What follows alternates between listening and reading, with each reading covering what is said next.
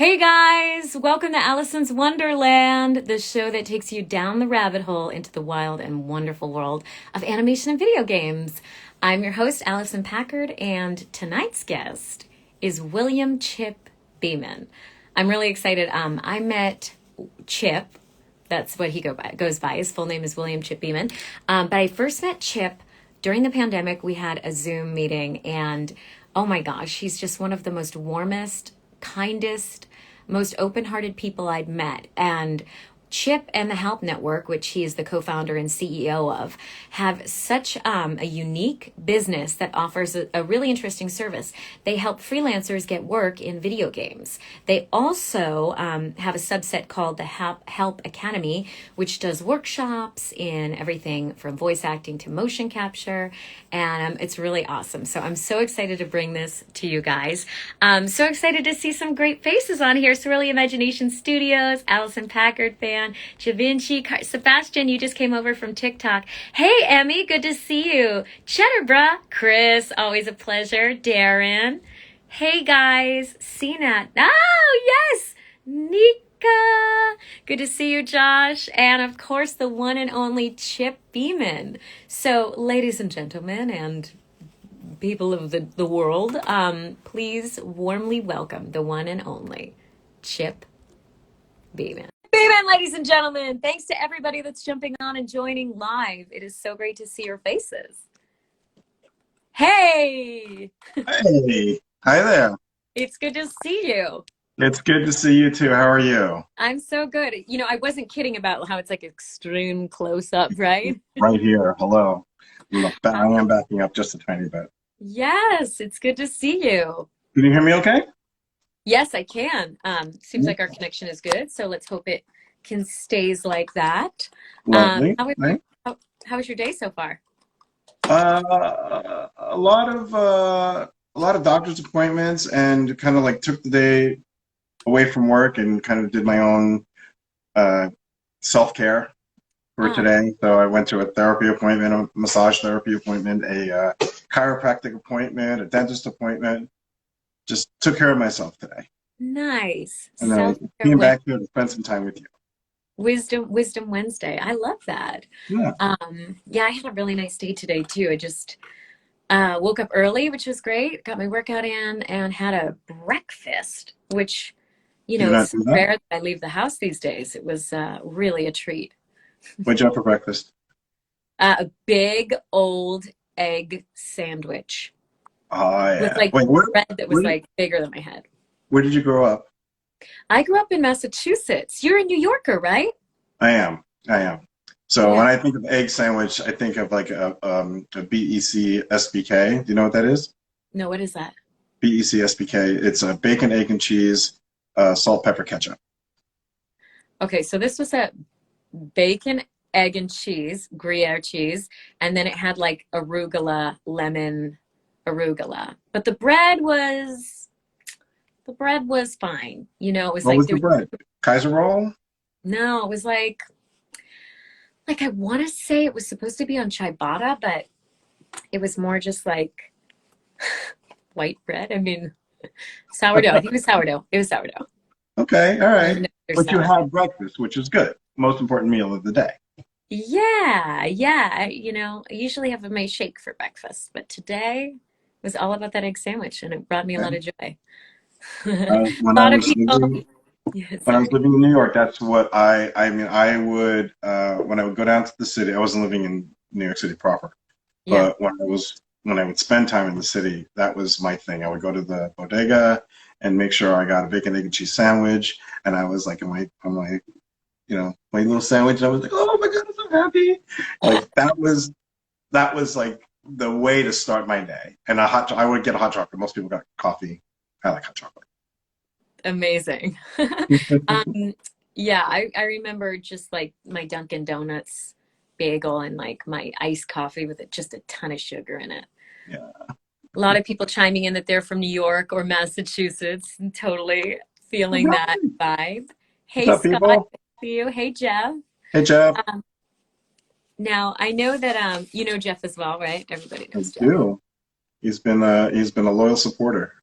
Awesome. So I kind of wanted to start at the beginning for you.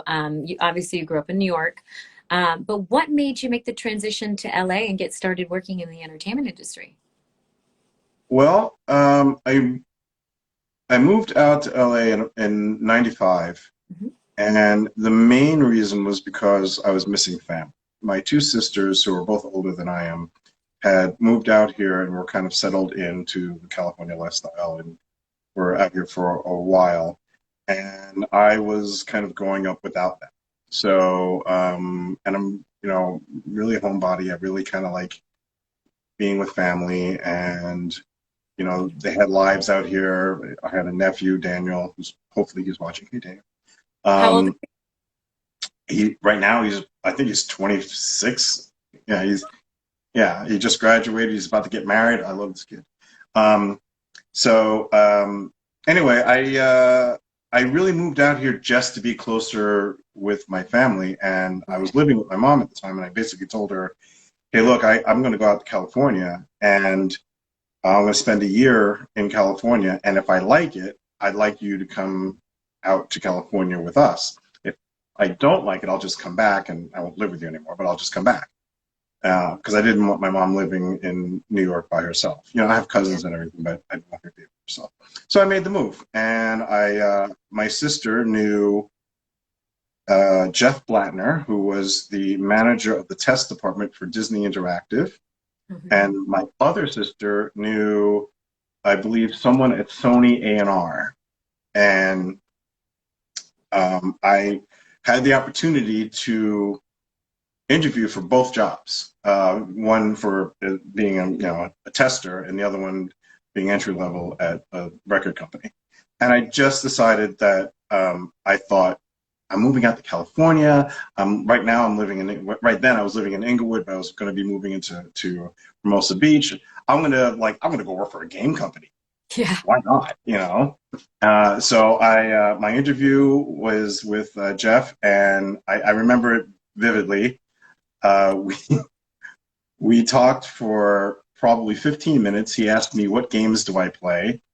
I told him I played, I want to say it was Wolfenstein and some Disney game, one Disney game. I just told him two games, and he was like, "Okay, that's it." I'm like, "Yeah." I really wasn't expecting, like, I didn't know what to expect from the interview. And then I stupidly said to him, "So, game tester, is that like a real job?" And he went, "Yeah." Okay. And we hung up the phone. And he called. That was a Thursday, and he called me on Monday, and he said, "You start Wednesday." I got lucky, and that's how I got into the game industry. So it was literally a coin toss. It was a coin toss between two jobs and a really, really crappy interview.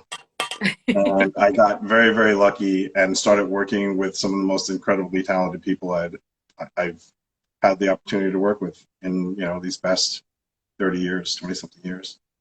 And what an amazing job. So a tester basically plays. Can you tell us what a tester does? My job was to play a portion of a game over and over and over and over and over and over again, just to see if I could break it. And if I did, to tell somebody. That was my job. So Best job, worst job? it was a great job. I mean, I worked with some fantastic people, and I played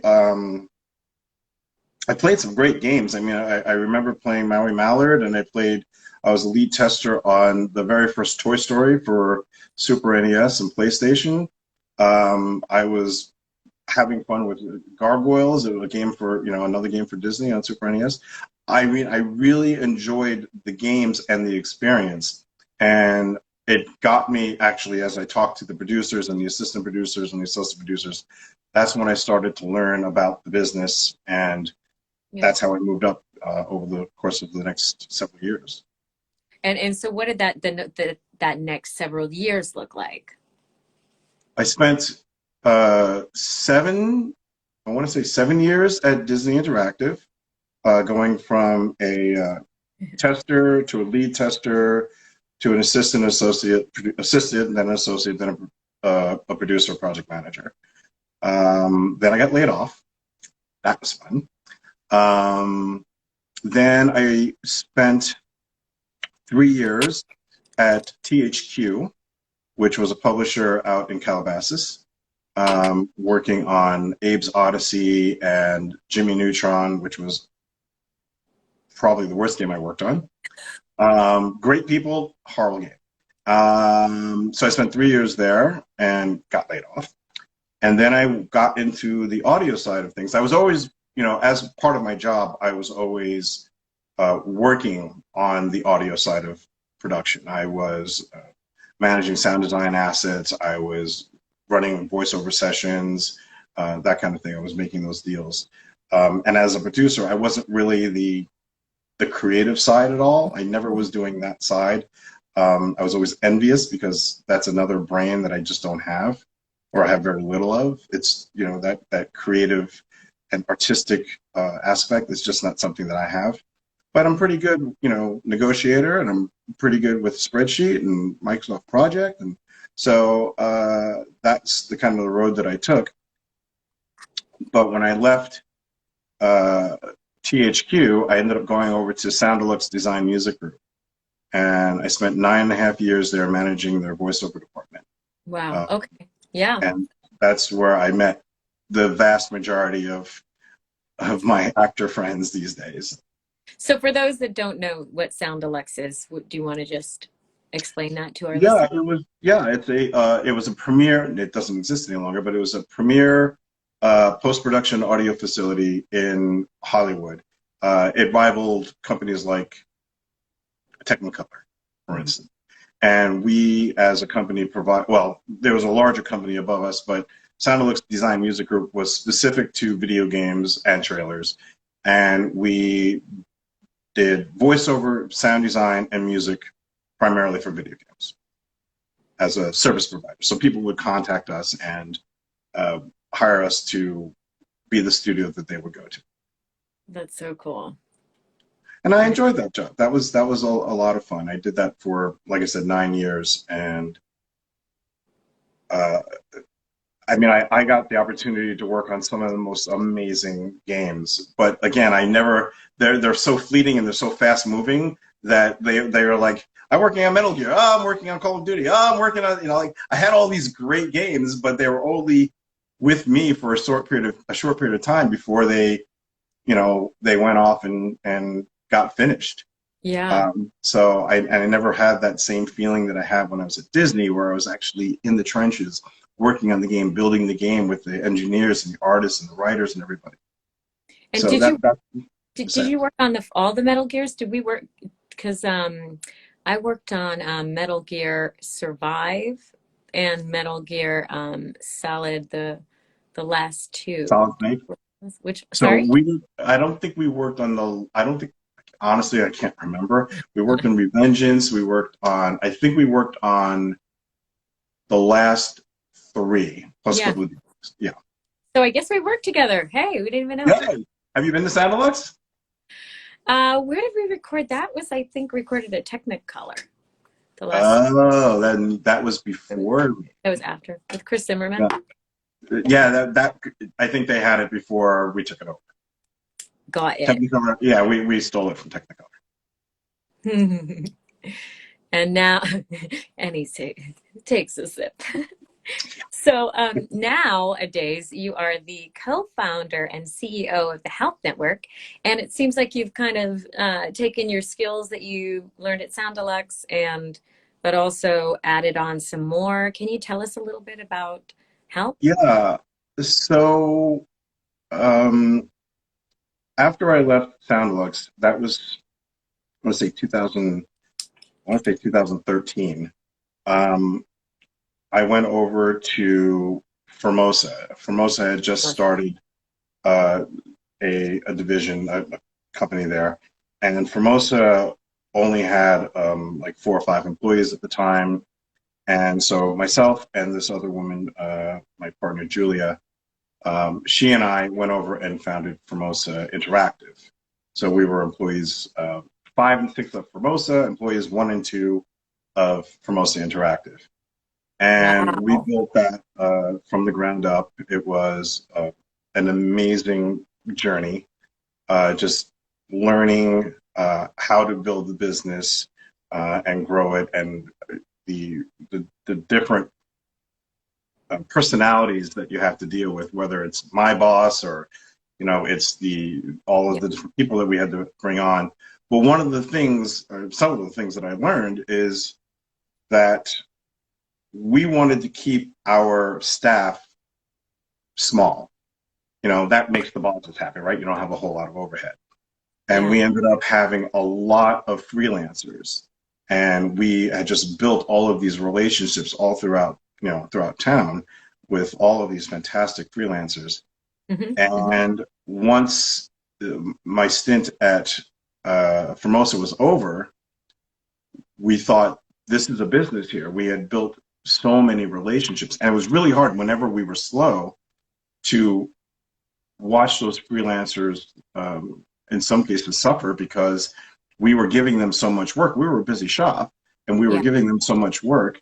It was hard to watch them not be able to make ends meet when we were, you know, when we had a slow month.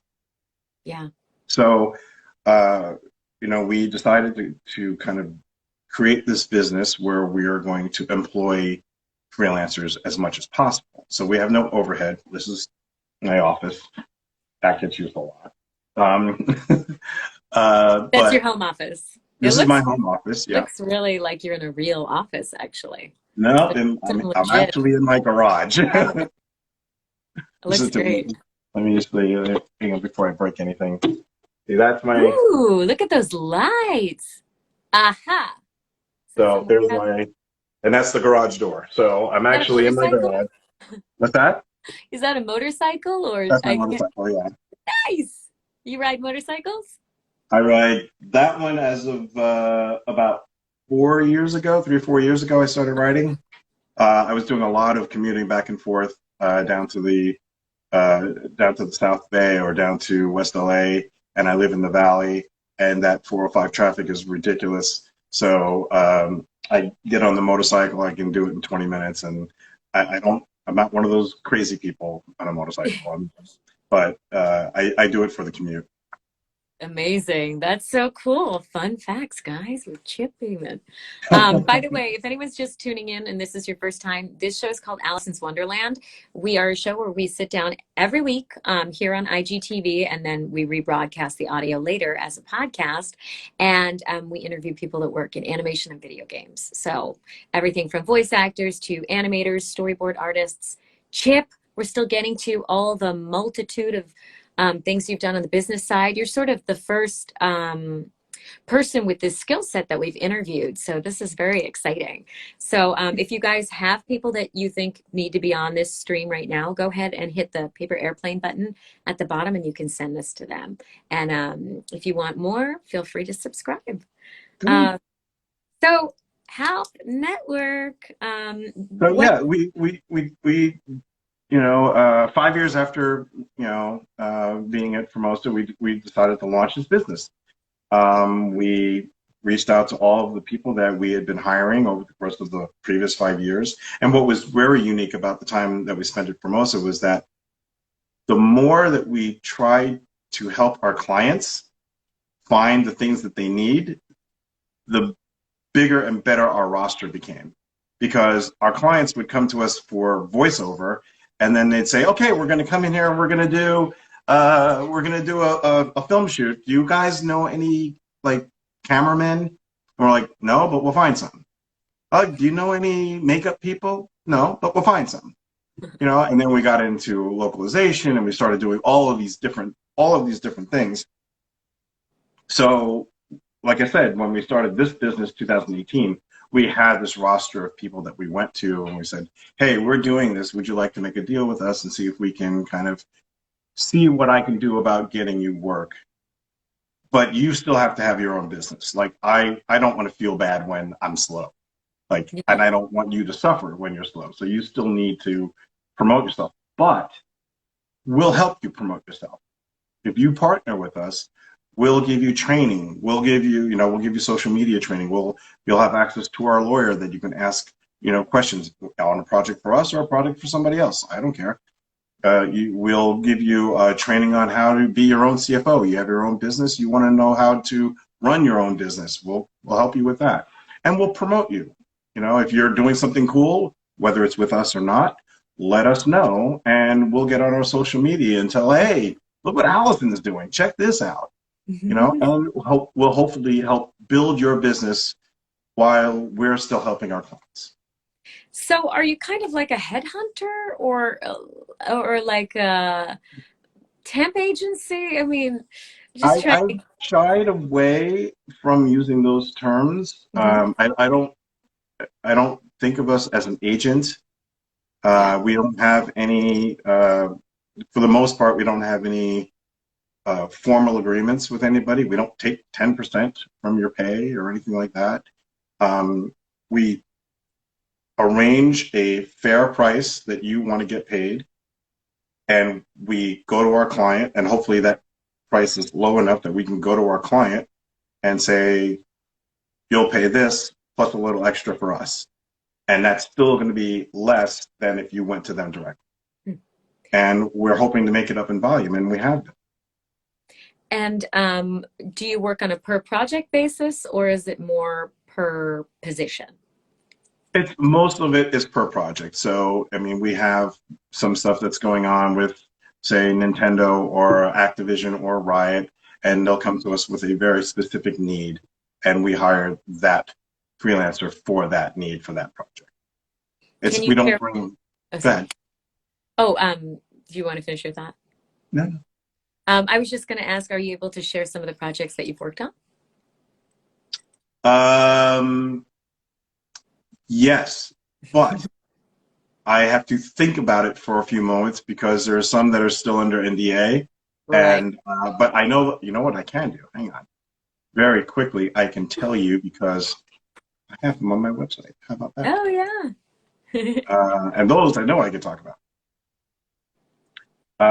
Some of the projects that we've worked on are, we've done some dialect coaching for Riot Games. We've done Medal of Honor, Call of Duty, Cyberpunk, Age of Empires, Madden, Crash Bandicoot, one of my favorites, Tony Hawk, Valorant, which is also from the Riot universe.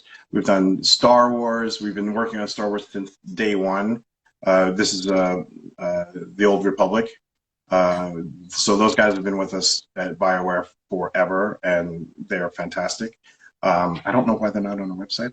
Did you do Squadrons? No. Okay. We didn't do that. But I mean, those are just a handful of the ones that we've done more recently. Wow. But we've been, like I said, we've been doing this.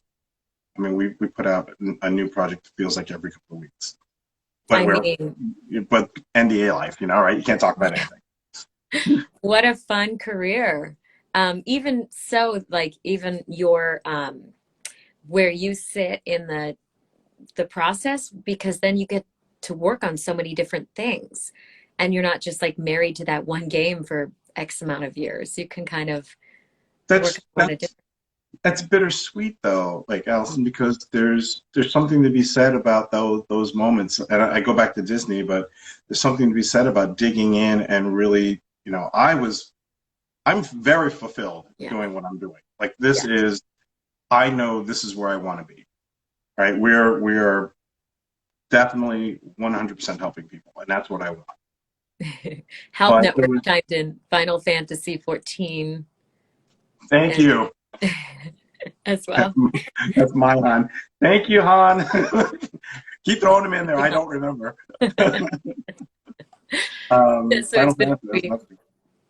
But yeah, but those days back at Disney, there was something to be said about those people who can and again, I'll say that I was kind of jealous about sitting next to those people who are those producers and those writers and the game designers who had these amazing ideas. And it was just a conversation in a room with 5 people. And the next thing you know, there's a sketch. And the next thing you know, there's a drawing. And then there's a blueprint. And then there's a Bible. And there's a book. And then there's, playables. I thoroughly love being a part of that environment in this industry. Yeah. And just watching those people work. And I love watching people who are our artists and designers and musicians and actors. It's something I can't do. So it's really something for me to watch and see a project come to life. It's a beautiful thing. That said, I love having all these credits now. Like, I love the fact that people, they trust us with their work and with the stuff that they're put so much effort in, and they come to us and they say, "Can you help me finish this? Can you help me find someone who can do this?" And that's what I do. Amazing. And so Halp Network also has a branch called the Halp Network Entertainment Academy. Yeah. What can you tell us about that? So when we launched the company, we launched with 3 ideas. Mm-hmm. We wanted to do a production arm, which is what I kind of explained. It's a client comes to us and asks us for help for a particular need, whether it's a full production, can you just take this and run with it, or can you help us find the pieces? There's a recruitment arm, which is a company, same companies come to us and they say, I need a full-time editor who is going to be an employee here at the company. We're having a hard time finding him. Or I need a finance manager or a VP or whatever it is. Mm-hmm. And we help find them. So that's a little bit more permanent position as opposed to project. And then there's the Halp Network Entertainment Academy, which is our education arm. And there we're putting out webinars, panels, classes, anything to help uplift our industry, to help educate people, to help people who are brand new to the industry get into the industry, people who want to hone their skills, people who have a skill set that is possibly in music for TV, but want to understand music for games, or they want to understand they're actors who have been working in theater, but they've never worked on a video game before, and vice versa. So what we're trying to do is put out these classes and grow. And it's not just actors, it's engineers, it's musicians. We're really trying to broaden up. Right now, it's a lot of actor work, just because that's what we know, and we've done a lot of it. Yeah. Yeah. But over the course of the next couple of months and years, you're going to see our course curriculum grow and be much more versatile and varied. Exciting. And a lot of your courses are free, right? Some are paid, and there's a whole bunch of. We gave a lot of free courses. The general intent here is just to make sure that people are learning. Yeah. We've never, from the very beginning, and this is another mantra that Julia and I have had, is that we don't need to be rich. Right?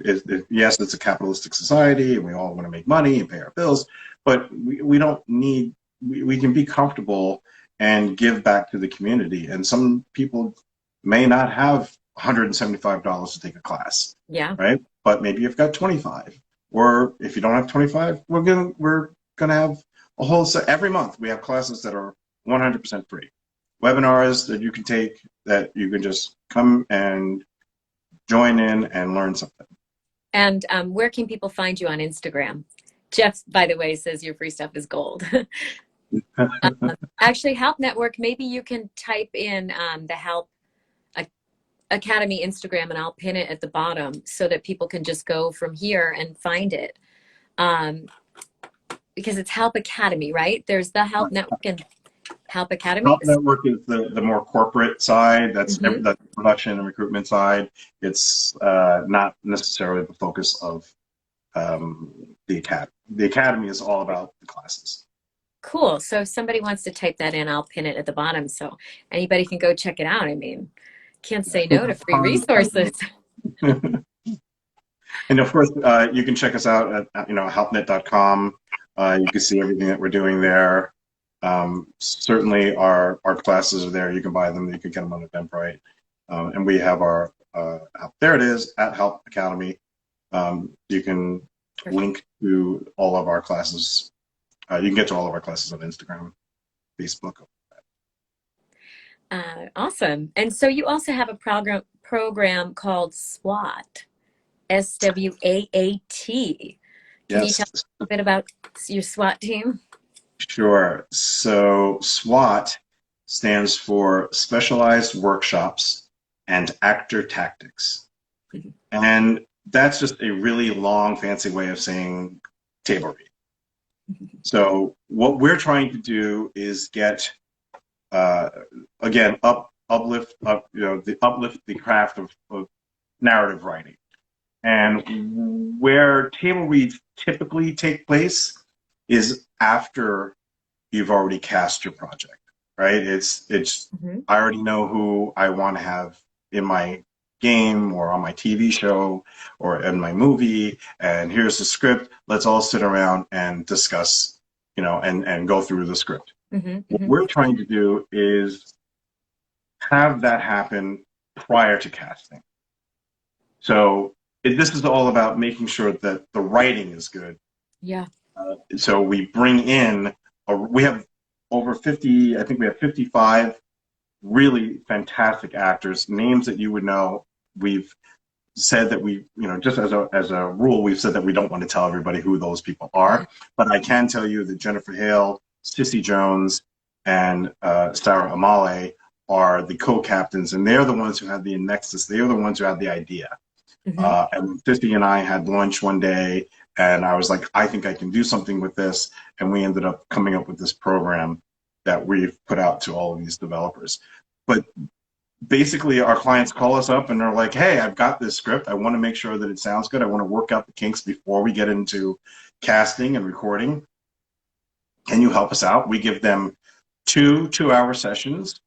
We bring in, like I said, we have 55 actors, so we kind of take a look at your script, kind of understand a little bit of who we've got here, what your characters are like, and then we put out a call to the actors who can fill these roles, and we schedule a time for you and your developer and your writers and whoever else on your team wants to hear it, and they will all come in and sit down, and the actors will just read through your script, and you can give them redirects and make sure that it all sounds good. One of the cool things about it is that it absolutely allows people to not only hear mistakes in the writing, work out the story beats that just don't make sense, but it allows you to think outside the box. Like when I think of this soldier that I've written for, I think of this Private First Class.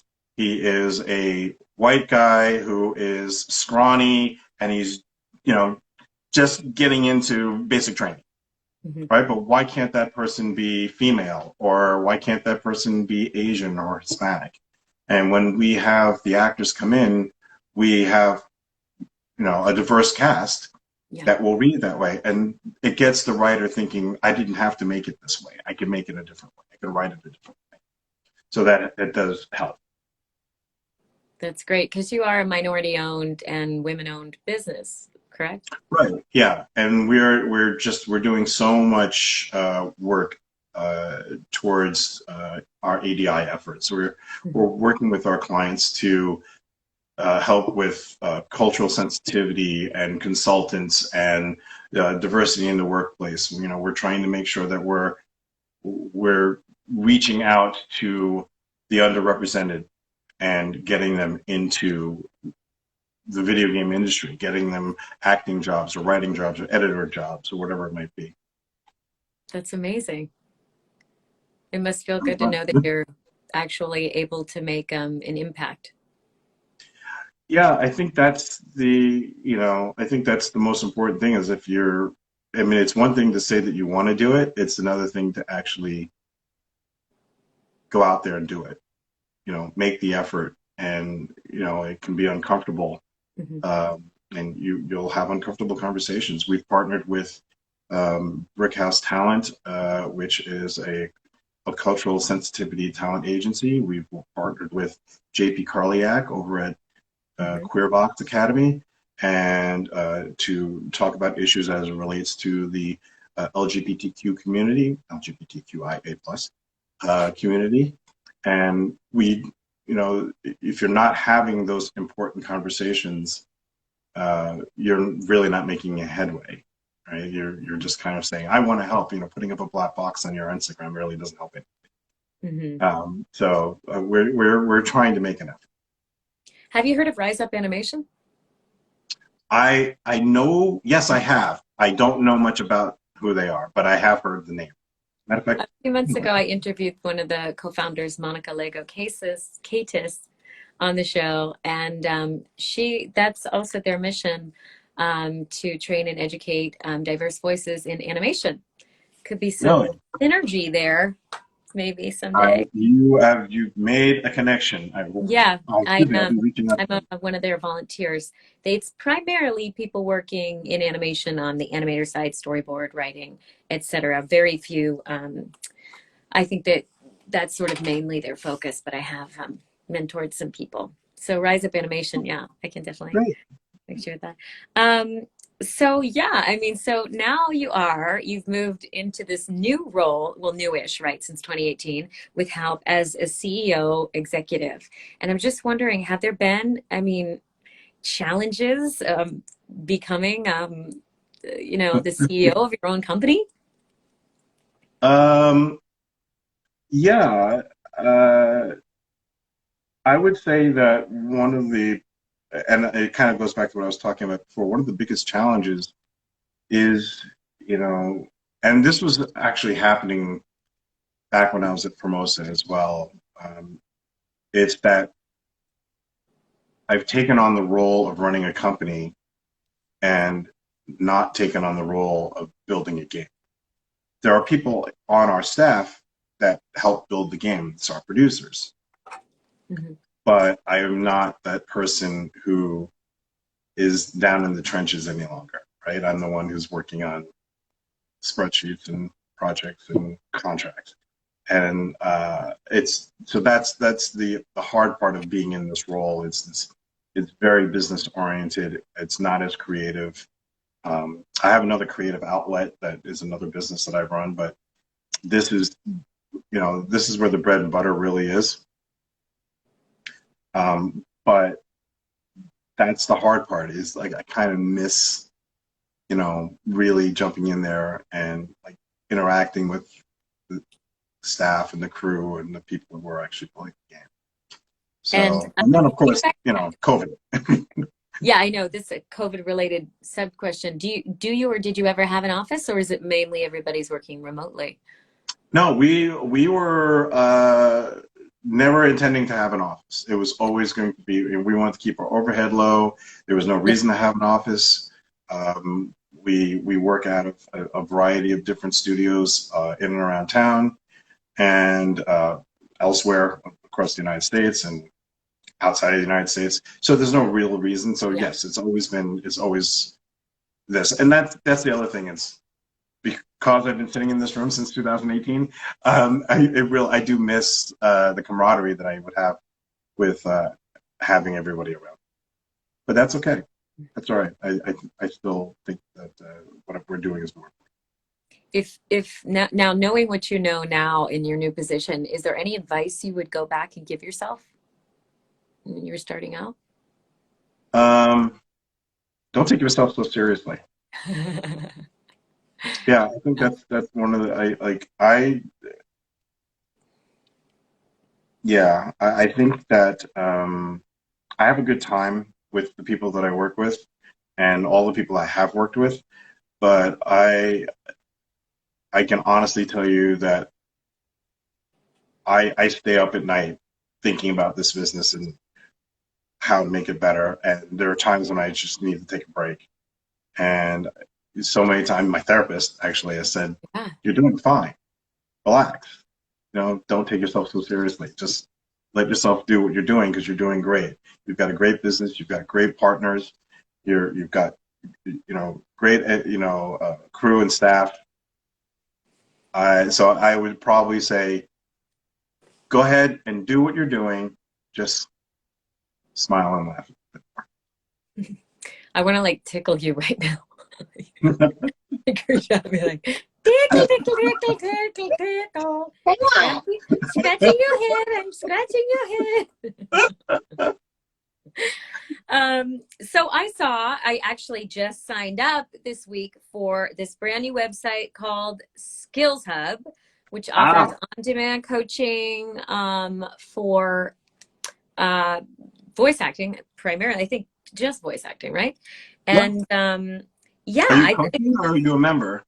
I'm gonna hopefully coach because I think it's a great. I mean, well, I could and would be happy to coach, but that I'm so busy with my podcast. It would be more about getting coaching specifically for auditions, although it would have to be something that's not under an NDA, I suppose.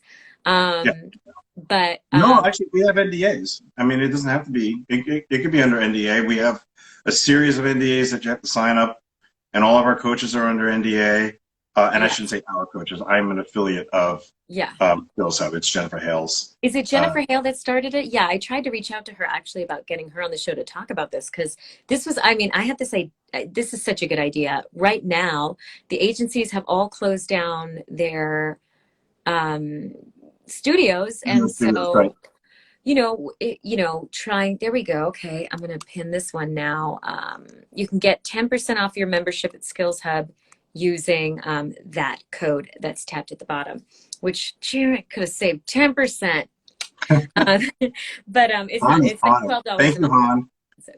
But I think it's a genius idea because also the on-demand thing is key because your auditions come in the night before, you don't know what you're going to get, and you don't know necessarily what time you're going to have to work on it or which ones you're going to need help with, or sometimes just having another person in the room I think helps tremendously. Just something to bounce something off, someone to bounce something off. It's a great idea. So what else can you tell us about Skills Hub? So Jennifer sadly, Jennifer came to me with this idea like 3 years ago. Shortly after we started the Halp Network, and we tried really hard to come up with the technology, the back end behind it, and we just were not savvy enough. So she went off and did it all on her own, and then came back to us a couple of months ago and was talking about what she had put together. And it is, right now, I don't even know how many coaches are on the site, but I think there's around, I want to say there's probably around 50, there might be more. But these are names that you would absolutely know. You should go to the acting.skillshub.com. Julia's on there. Yeah, Julia's on there. Jennifer's on there. Chris Borders is on there. We've got so many fantastic directors and coaches and language specialists and dialogue specialists. So many people are on this site to help with anybody who just needs 10 minutes. Like, I just need to brush up. Like, it could be, I want someone to coach me and I need an hour. Absolutely, you can do it there. I need 10 minutes. I'm about to go out on an audition. This is the perfect place to do it. You don't want to spend that, $150 or $200 for somebody who you only really need 10 minutes worth of time. So this is the best site. I mean, like, I can't believe how. And we launched it on the 25th of July. Mm-hmm. Nope, that was just 3 days ago of June.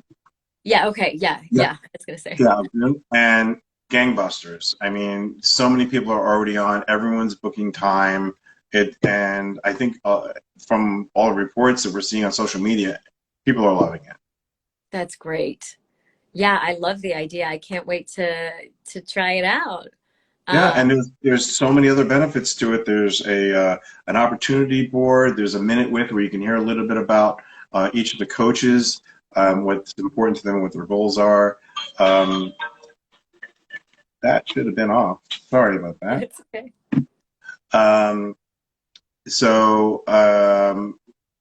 There's lifelines. If you're like, I just need help and I need it from anybody.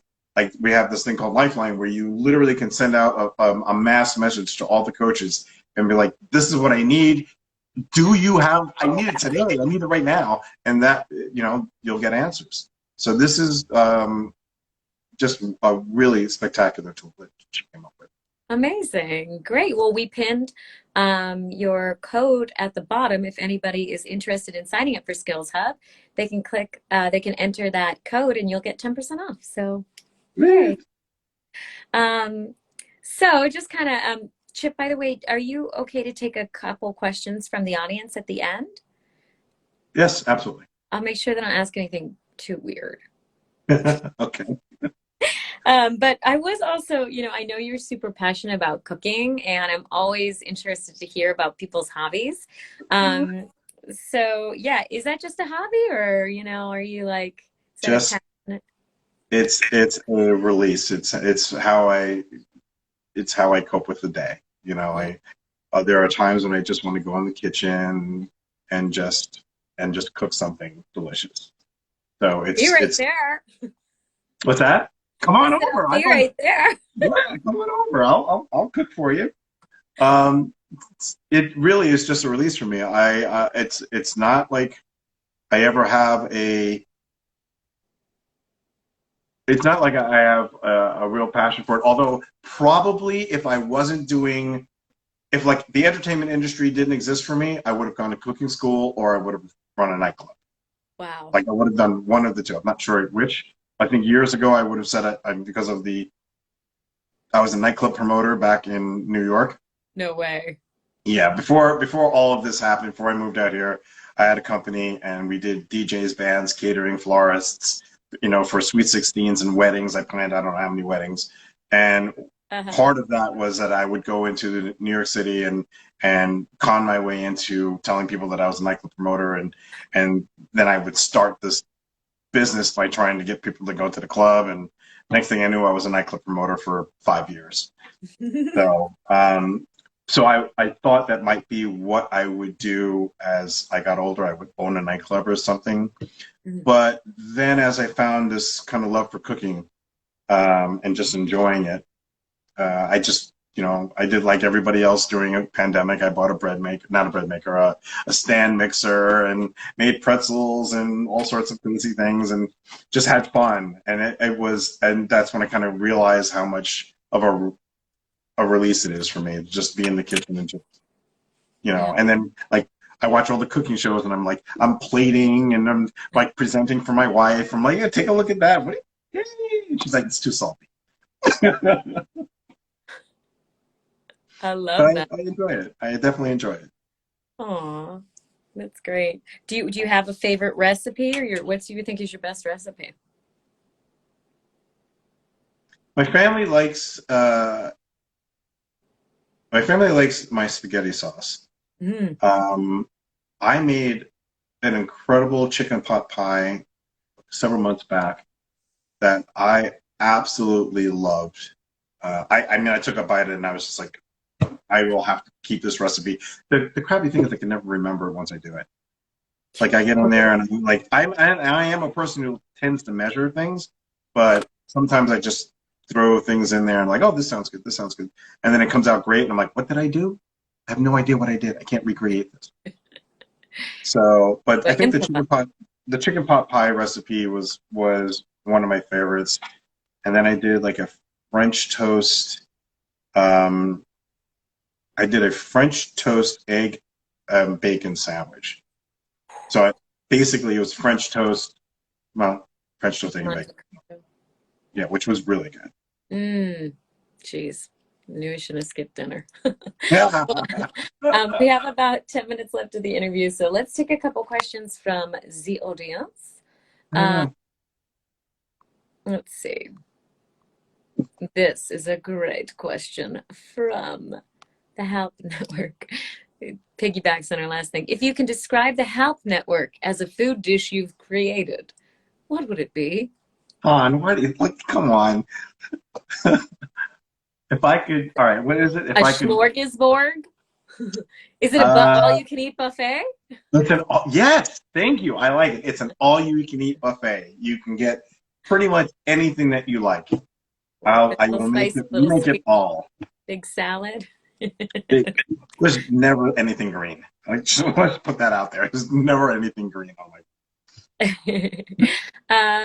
Christina Yote says, do they cast voiceover for union jobs or non-union, or both? We do both. Yeah. Julia is our COO, and she's also a casting director for us and for herself, BS Casting. Julia BS Casting, pardon me. But whatever the project is, whatever it calls for, we will cast for it. It doesn't matter if it's union or non-union. We have the ability to do both. And if any voice actors do not currently have representation, is there any way for them to get in your pool, or do you mainly go through agents? We go through agents, though. If you're non-union and you want to send us information, you can send it to halp@halpnet.com. And we will gladly add you to our roster. You can send us your reel and things like that, of course. But we tend to, especially for union work, but not always, we will go to agents. Great. Kate asks, what sort of feedback or critique is expected of a video game tester? Are you expected to give feedback as well, or just break the game? It depends on the producer. I mean, I've worked with a lot of producers over the course of the years that I've been doing this. When I was a tester, they wanted, we had a bug database. A bug is a problem with the game. And we would give them what we thought was supposed to happen. So if you've got a character that is jumping across the screen and he comes to a block and he can't jump up on the block, we would write, we think he should jump up on the block. So they want us to say, tell us what you think is supposed to happen, give us your real feedback, but also tell us he can't jump up on the block. Tell us what the problem is. But I know that I know producers who are just like, we know what it's supposed to happen. Just tell us what the problem is. Like, don't get into your feedback and don't expand on anything. So I don't like the colors. What's that? The trees don't look real enough. Yeah, don't get into that. Yeah, there are definitely producers who are like the music. Right. Why did you choose that song? Just start tearing it apart, especially after you play it for hours upon hours. That was probably the hardest thing, because we're not playing a very big piece. We're playing not a level. We're playing a section, a very, very, very, very small section. Wow. For days on end. So it's really not like play the game. Tell us what it's play this piece, this 1 10-second piece over and over and over. And then would you want to play the game on your time off just to complete that desire to finish it? Or you're never play it again? I played it when it was done, and honestly, to this day, it's still my favorite game. Maui Mallard was the first game. It was a Donald Duck kind of Jack Lord game, and anyone look it up, you'll see it. The artwork is fantastic. The music was Michael Giacchino, who I worked with and has then gone on to win Grammys. It's a side-scrolling platformer. It's Donald Duck turns Hawaii Five-O into a ninja suit, and it's crazy, but it was quite honestly it's still to this day my favorite game. Aw, I love that. So much fun. Yeah, look at a Cold Shadow, Maui Mallard. Just look it up on the internet. It is just a fun game to play. That's awesome. That actually answers 1995, 1996, I think it was. Okay, so that answers this question indirectly. We answered a couple questions here. This is a good question from Jeff. What's been the most surprising thing about taking things virtual during COVID? I would say probably when COVID hit, we were launching into in-person classes. We had just spent some time actually putting together, and we shot some commercials with our instructors, and we were literally days away. We had Jamie Mortellero and Amanda Wyatt and somebody else I can't remember, but we had shot these commercials and we were days away from launching. And the lockdown came in, and we had to kind of shift gears really, really quick over the course of 6 weeks, I think. And we put everything online. And I think the very first thing that was ultimately surprising for me to see was just the community of instructors and people just wanting to give to all of the people who are really starving for information. Like, how do I get into this industry? How do I hone my craft? How do I do all of these things? I was kind of shocked because I really didn't think that we were going to make a go of it, or at least as quickly as we did. But all of the instructors were like, use me, use me. We didn't charge a dime for not a single class, panel, webinar. We didn't charge anything for 4 months, May, June, July, August. Probably, I think we started charging in August. Wow. So for 4 months, all of these instructors were just giving up their time. They're like, sure, you use me for an hour. Sure, I'll do a class for you. No problem.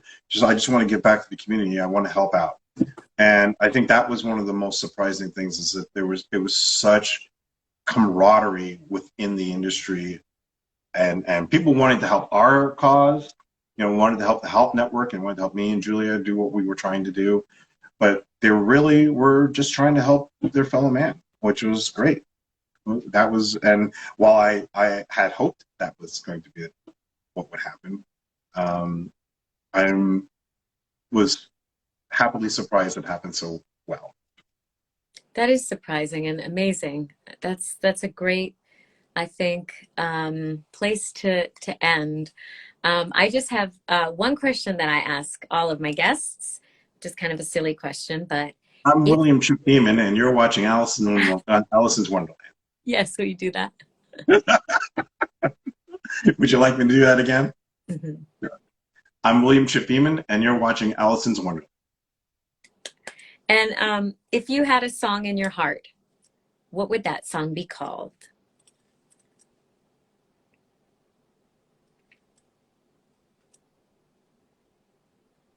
We're all together. We're all one. That's so beautiful. I think that's what it would be. I don't know how it would go, and I can't sing it, and I can't sing, so don't ask. But I think, we are in a place and a time where we all have to remember that we're all on this planet together. You get one life. You might as well make the most of it. Be happy. Smile more. Laugh more. Spend time with family and friends when you can. Be safe. Be kind. So whatever that distills down into a song title, that was the song would be about. I'll work on it. We're all one. Tasker gets it. Oh yeah. That was good. I thought you were going to keep going. It's more of a guitar tune, I think. Well, thank you, Chip, for your time. I really, really appreciate it. And thanks to everybody who tuned in live. Thanks, everybody. We'll see you next time, okay? Next week, I'm actually going to be on vacation, so we're going to miss that. But in 2 weeks, we have Christina V, a voice actress of Miraculous Ladybug and Genshin Impact, and she's going to be on the show. So hope you guys tune in for that. You're so welcome. Thanks, Chip. Thank you. Bye, Alicyn. Bye. And if anybody is still down to hang, I'm going to jump over. I'm going to upload this video, and then I'm going to go jump over to TikTok and play some music. So find me there if you want. Okay, guys. Bye-bye.